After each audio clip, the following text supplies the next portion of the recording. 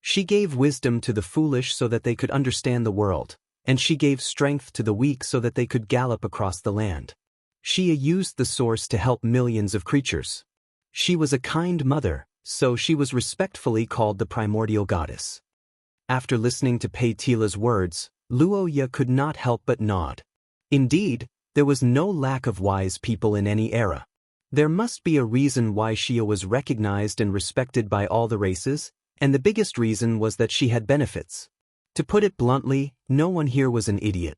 In the ancient times before civilization developed, the various species were all very pragmatic. It would be impossible to achieve anything by just talking without any tangible benefits. Even the giants, who obviously didn't put any points into intelligence, weren't that easy to fool. For example, Gulandair usually looked dull and honest, but in fact, it was because he was not good with words. If you really tried to trick him, this big guy would definitely use his hardest fist to teach you the wisdom of the giants. He would slap your face flat. In the beginning, the conflict among the holy beasts was because some of the monsters did not want to play according to the rules set by Xia. In the process of evolution, their bestial nature gradually got out of control. The chaotic magic elements without source control made them even more irritable, like electrical appliances leaking everywhere. In the end, war broke out.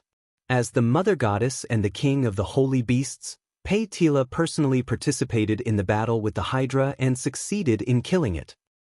The war at that time was very tragic. It's not a good memory for me. Sorry, I don't know this. After listening to Queen's story, the black-haired young man looked at the cane in his hand uncomfortably. He thought about it and asked tentatively, Paitila, this cane is made from its corpse. You won't be angry, right? Huh? Hee little guy, you think too much. Dead is dead. It doesn't make sense to be entangled with the corpse. Don't you humans often use the bones of the same kind to make curse vessels? Luoya listened to Queen's answer and was dumbfounded for a while. In fact, in the current human world, it was already illegal to use the same kind of body to make curse vessels. Anyone who dared to enter the city with a human skull would definitely be stopped for questioning. With the development of the times, more and more new curse vessel materials were discovered and applied. Human bones, which were not a high-quality material, were no longer necessary. However, Luoya did not intend to explain to Paitila. As long as Queen did not pursue him for playing with snakes, everything else was fine. What he did not expect was that there was an unexpected gain in this matter. But I have to say, with this equipment, it will be much more convenient for me to help you. My body is too big. If you want to use curse power to construct my body in the modern world, then your strength would have to be at least origin grade 3 or above. But now that I have this, the situation is different. Paitila said so happily, then a dim yellow light suddenly appeared on the black-haired young man. Luoya only felt the familiar curse power warming his body. At the next moment, the end of the Hydra cane suddenly turned into a golden snake.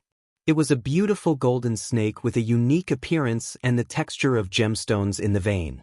It was not big. It was too small compared to Paitila's mountain-like body in Luoya's mind. However, Luoya could feel that the curse power of this golden snake was the same as the python in the mortal world. The mystery and majesty in its eyes were not reduced at all. The black-haired young man looked at the golden snake looking up at him in front of him, stunned. At the same time, the system prompts began to sound continuously. Chapter 195. 3 days later, in the main hall of the 100 Birds Hall, a black-haired youth was having afternoon tea with Charlotte surrounded by golden light. The rich fragrance emitted from the teacup made people feel relaxed and happy. However, above the slightly rising steam, the owner of the teacup didn't have a very good expression. Luoya took a sip of tea and recalled the situation of the past 3 days. On the day he exchanged for the Hydra staff, Luoya and Paitila had a long chat. The ancient Earth Mother had asked about Luoya and Xia Luot and recommended her blessings. The Earth Mother was a god who controlled the earth and controlled the harvest in ancient times. At the same time, she also represented fertility and reproduction. She was the representative of the female gods. Therefore, in Paitila's view, reproduction was one of the most important things and needed to be strongly supported, especially in the case of Luoya. There was only one left in the family? How could that be? No, she had to give birth. She had to give birth. Not only that, she had to give birth more. After listening to Paitila's blessing for reproduction, Luoya felt that, in scientific terms, it was to promote ovulation in women and then give men strong reproductive abilities. With one complete receptor and one strong attack, pregnancy was only natural. Moreover, there was more than one. This blessing will have different effects depending on the race, bloodline, talent, and strength of the blessed person. According to Paitila's explanation, if this blessing for reproduction was applied to an old sow, it would probably be a domineering pig mother who could give birth to 10 treasures in one go. However, if it was applied to a human, it was naturally impossible. After all, the biological structure determined that it was impossible to give birth to so many children. Moreover, the more advanced the bloodline and talent, the more concentrated the blessing would be. Based on the bloodline of you and that little girl, twins should be the limit. Miss Paitila analyzed seriously and began to plan the postnatal arrangements for Luoya. The black-haired young man's eyebrows twitched and he hurriedly asked this great aunt to stop talking. Please, how old is Xiaolu? Why would she want to bear my child? Luoya's face turned red as she complained. Paitila, who was preparing to show his skills after so many years, was quite confused. Was that not the case? When you two are together, the smell of estrus is very strong. Isn't mating very normal? Her Excellency Queen walked in circles on the ground in confusion. Soon she came to a realization. Then she looked at Luoya with a gentle expression in her eyes. Child, it's all right. My blessings are specially for males. You don't have to feel inferior. You can do it? Wait, what should I say? Who says I can't do it? I could have done it. I can do it very well.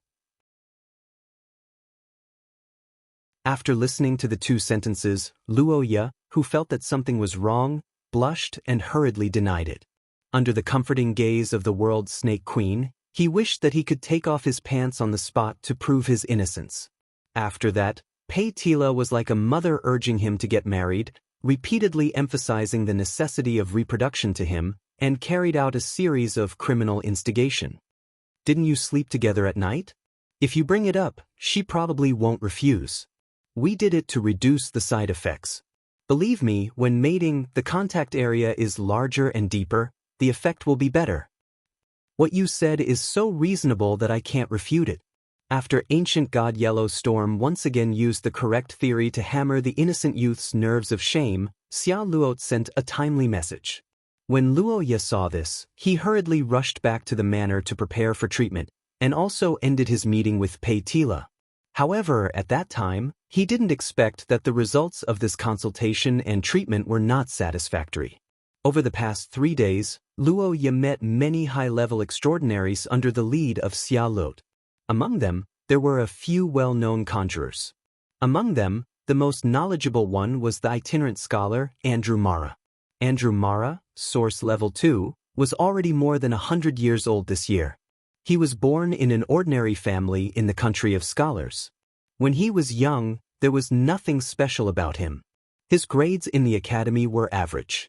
His original life trajectory should have been an ordinary civil servant in the country of scholars, but Andrew had some different interests and hobbies.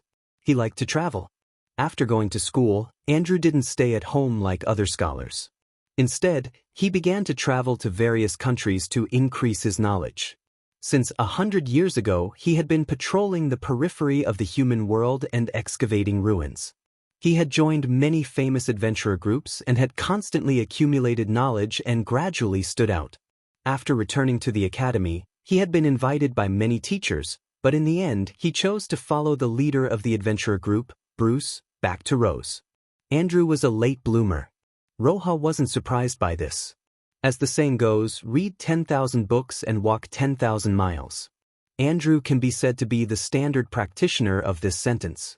Those geniuses who stayed in the laboratory all day may have done the first one, but they didn't put it into practice.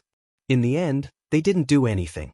As a practitioner who relied on his life to obtain his talent and bloodline to fight for it, Luo Ye could be said to be on the same path as Andrew. He felt very close to this old man. As Bruce's aide, Andrew had watched Xia Luot grow up. The relationship between the two was like that of a grandfather and a grandson. Because of this, Andrew also had a good impression of Luo Ye. A good doctor-patient relationship was an advantage, but unfortunately, this advantage didn't translate into health this time. Child, there's something wrong with your situation. When the old man with a white beard spent 3 days studying Luo Ye inside out and said this conclusion, which seemed to be the subtext of "you are hopeless," Luo Ye was a little dumbfounded. At the same time, Xia Luot was anxious. However, before the two of them could ask, Andrew had already explained. According to Andrew, Luo Ye's problem of life exhaustion was actually an ancient disease.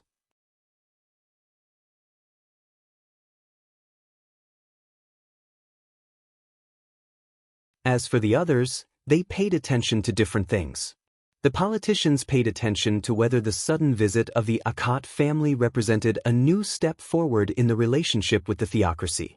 The military paid more attention to the festival itself and the old army Ka Dia brought along.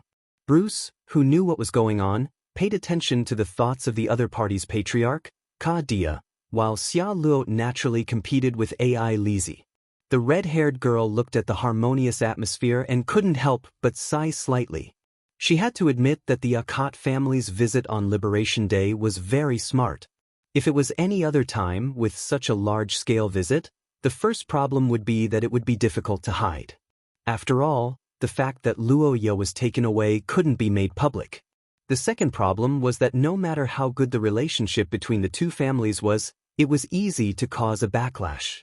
But now was the day of liberation, a day protected by history. The Akkad family's large-scale visit was both unexpected and within reason. And on this day, the Akkad family brought along a veteran army that had shed their blood for this land. This meant that the Akkad family was in an invincible position. After this, no matter how forceful the Akkad family was, or if they wanted to negotiate a compromise, Luo Chet would have to accept it. No matter how much Bruce wanted to help his daughter, he wouldn't be able to be forceful. She had to rely on herself. Xia Luot thought so as she clenched her fists. After the banquet began, she immediately went to visit Ka Dia and received a response. Akkad family's patriarch, Ka Dia Akkad. You must be Mr. Bruce's daughter.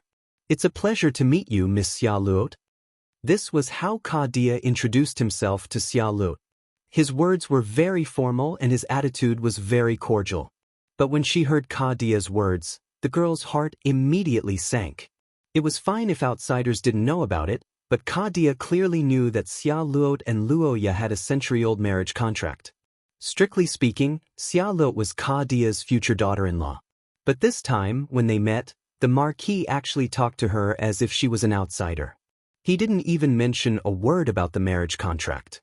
To be honest, this was the worst-case scenario that Xia Luot predicted. It didn't mean that he refused to marry her, but rather that he didn't acknowledge their relationship at all. Xia Luot, who felt bitter in her heart, forced herself to say a few polite words to Ka Dia and the others before leaving. She knew that things had just begun, and it was far from reaching the point where the outcome would be decided. But the huge pressure from Luo Ye's parents made her uneasy. And at this moment, the silver-haired girl met her on a narrow path. From the beginning of the greeting, the two girls were full of sarcasm. And as the conversation deepened, the two girls who had met once gradually began to see red. Miss Xia Luot, you seem to have a wide range of sightseeing. As expected of the eldest daughter of the Sorofia family, you even want to return home to see the scenery. It's just that Luo Ye wants to see the scenery of a foreign country.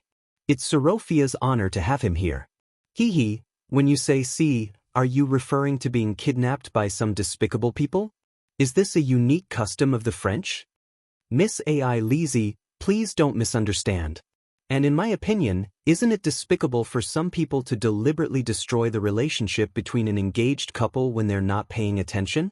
Xia Luot's emerald eyes sharpened, and Ai Lizi's crimson eyes shrank. The two looked at each other, and the laughter in their ears seemed to be getting further and further away. After a long silence, the silver-haired girl finally spoke again. Xia Luot, do you think you can do whatever you want? Do you think I'm weak in front of you? You have a chance, but it's only because I never took the initiative to attack before you came. This is my last warning.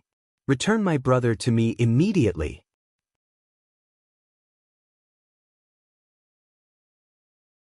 Chapter 197.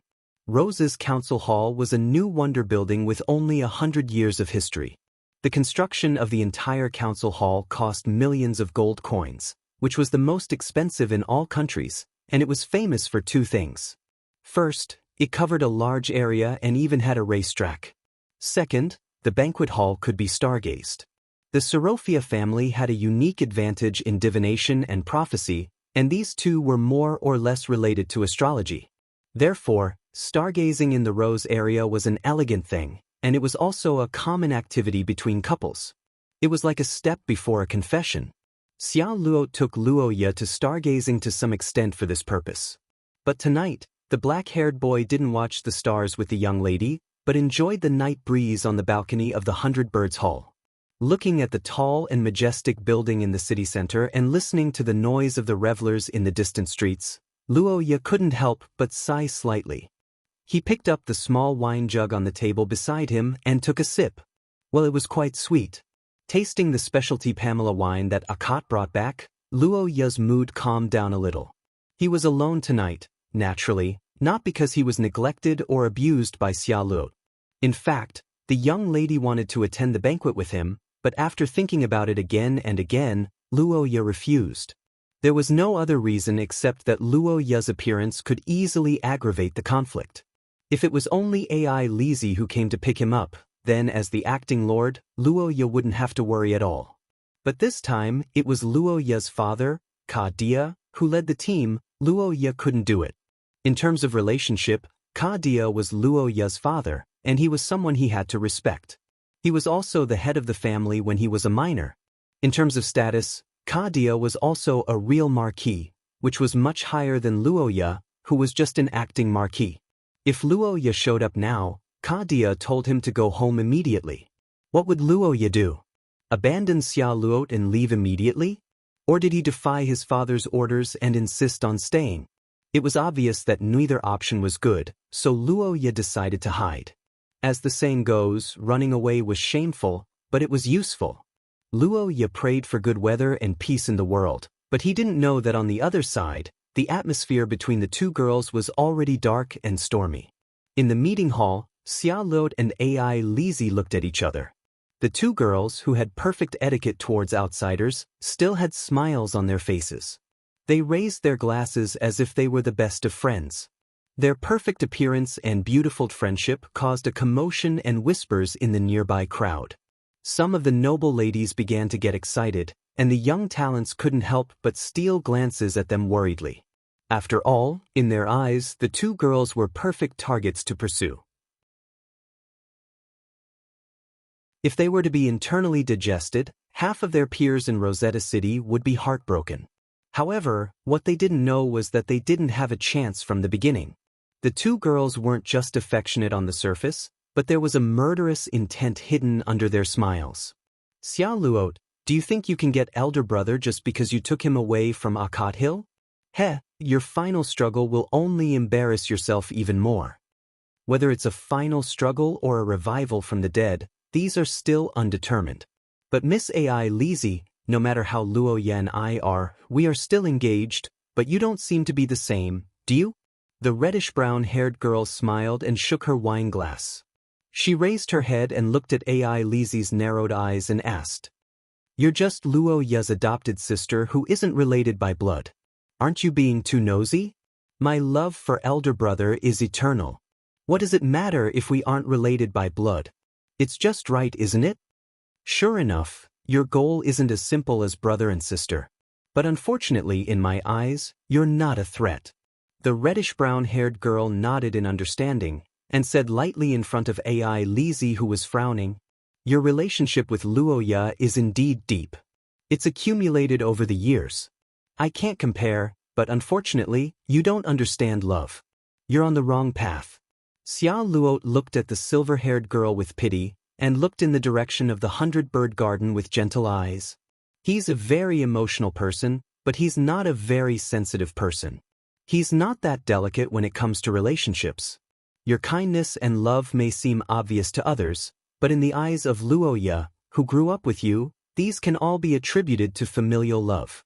You think you've won, but in fact, you've lost from the beginning. Facing Xia Luo's unreserved analysis, the silver-haired girl unconsciously lowered her head and clenched her fists.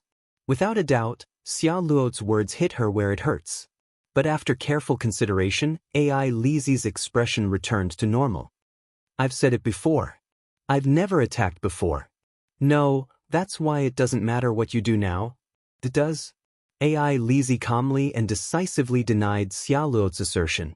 She looked up at the silver moon in the sky, and her eyes shone brightly. 3 times. What?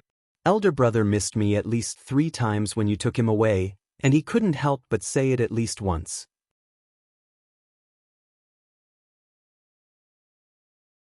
Chapter 198. Bishop Philip was an honest man. This was something that everyone in the Holy See knew. He was humble, courteous, and abided by the rules. He had always been a role model for the judges, and he also had outstanding achievements. A few years ago, when the Holy Capital was in turmoil during the New Year, Bishop Philip had found and protected the missing Princess Nuair and young Master Luoya of the Akat family. This was the reason why he was chosen by Nuair.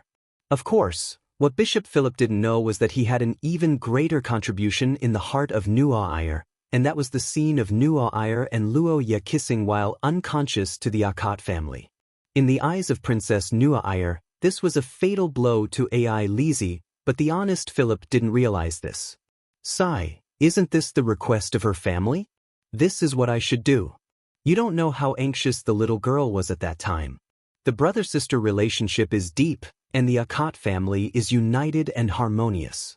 Philip sighed like this whenever he met someone, looking like an old single person who longed for the warmth of a family. And today, this feeling came again. Looking at Princess Nuair flying towards the tall city in the distance under his spell, Bishop Philip remained silent. Philip and the other guards accompanying Princess Nuair didn't know the reason for Princess Nuair's personal visit to Ratchet. Before this, he always thought that Princess Nuair wanted to secretly sign some agreement with Ratchet. It was only until Nuair stood at the front of the car and looked at the city on the horizon while muttering Xia Luo's name that Philip finally understood. So that was the case. Indeed, outstanding people would often be attracted by equally outstanding people. There were very few people of the same age who could get along with the talented Princess Nuair, and those of the same status could be counted with one's fingers. And Xia Luo of the Sorofia family was the most suitable one. No wonder this trip was so low-key. Princess Nuair. She was here to visit a friend. They had traveled thousands of miles to come here, and their sisterhood was so deep. Philip looked at the blonde girl and sighed. No matter what era it was not easy to maintain a friendship across countries, especially in the context of a country. Personal friendship often involved greater interests, and any meeting would be magnified and interpreted. Her Royal Highness and Rose's Miss Xia Luo must be the same. However, despite all the difficulties, the Nuair still came this time. If Philip remembered correctly, today should be Rose's Liberation Day. Her Royal Highness must have wanted to arrive on this day to give her friends a surprise. Unfortunately, because of Philip's schedule, she was delayed. Along the way, Philip could not help but sigh as he looked at the blonde girl who was trembling with clenched fists in the distance. Sigh, look at how anxious the child is. The guilt-ridden bishop no longer hesitated. He decisively stepped forward and cast a bloodline curse on the Nuair, causing her to soar into the sky. Looking at the girl's figure flying into the distance, Philip was satisfied. This way, he would be able to catch up. To appear in front of Miss Xia Luo on Liberation Day, was there a bigger surprise than this? The relationship between the heirs could to some extent determine the future relationship between the two countries. This time, his assistance was not only for the sake of the little sisters who had been separated for a long time, but also for the sake of the relationship between the two countries in the long run. Thinking of this, the middle-aged bishop showed a sincere smile on his face. May our friendship last forever. Today was not a peaceful day in Rosetta City. In the context of Liberation Day, the citizens were singing and drinking to their heart's content. In the council hall, unexpected guests also brought the atmosphere of the banquet to its climax. Uncle Bruce, it has been a few years since we last met. Please forgive me for taking the liberty to visit. Ha, Your Royal Highness is too polite. Your visit is an honor for Rose. Thank you for your hospitality. Ina Eyre Heathcrete, on behalf of the theocracy, offer my blessings to the people of Rose who have won their freedom. I hope the friendship between our two countries can last forever. At the front of the banquet hall, the blonde Nua Eyre was greeting Bruce. A few minutes ago, the sudden arrival of Her Royal Highness caused a huge commotion. Xia Luot and Ai Lizzie, who were fighting, could not help but stop. The two girls were surprised by the Nua Eyre's arrival. However, in the banquet hall, the two sides did not choose to fight directly. Instead, they went through the formalities. After landing, Nua Eyre immediately announced her identity and greeted the host, Bruce, fully showing her respect for Rose. After that, she gave an opening speech to all the guests and lifted her skirt, which made the people of Rose even more excited. The princess of the theocracy of Saint Maester was of noble status. Usually, she lived in seclusion and rarely went out. The number of times she went abroad could be counted with one's fingers. The arrival of such a person naturally brought about a celebrity effect. In the midst of the commotion, the blonde princess finally had time to meet her nemesis. On both sides of the platform, the graceful angel and the noble elf looked at each other from afar. Their gazes collided across space, and the magic power in the air fluctuated faintly. Source Level 4. This was the strength of the two girls, and at the same time, it also represented their top talents. After the initial observation and testing, Nua Eyre found that it was difficult to determine the strength of both sides. She could not use her aura to suppress the other party, so she changed her strategy. She curled the corner of her mouth and turned to the other main character in the banquet hall. Uncle Kadia, you arrived first. How was your journey? Thank you for your concern, Your Royal Highness. My body was fine even when I was on the front line. Naturally, I don't need to worry about it in the rear. That's good. Luoya is not here, so I have to take care of Uncle. Otherwise, my father will scold me. Ha, Prince Kai-in is making a mountain out of a molehill. In the music, Xia Luo looked at the girl who was chatting happily with Kadia in the distance. Her face suddenly turned pale. Her hand that was holding the wine glass tightened slightly. She felt as if something was falling from her heart. You're tuning in to the Passion Pages YouTube channel. We're so grateful for your support, and don't forget to subscribe to join us on this incredible journey through captivating stories. Your generosity through donations truly makes a world of difference, as it's the primary source of revenue that allows me to expand and enhance this channel for you. Thank you from the bottom of my heart for being a part of this adventure.